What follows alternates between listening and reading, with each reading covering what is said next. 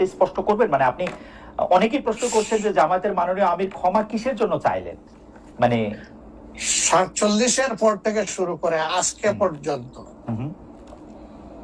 শুধু একত্তর না, 47-এর পর থেকে শুরু করে আজকে পর্যন্ত আমাদের দ্বারা যত মানুষ যত জায়গায় কষ্ট পেয়েছে, কেউ যদি ক্ষতিগ্রস্ত হয়ে থাকে, সেই মানুষগুলো তাদের সকলের কাছে আমি বিনা শর্তে ক্ষমা চেয়েছি।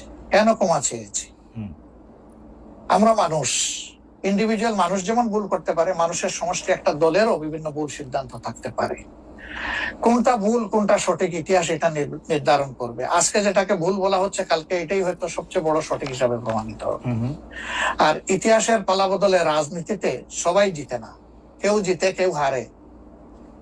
আমরা আদর্শবাদী একটা দল, আমরা বিশ্বাস করি আমরা মানুষ ভুলের ঊর্ধ্বে নই। আমাদের দ্বারা আমাদের সহ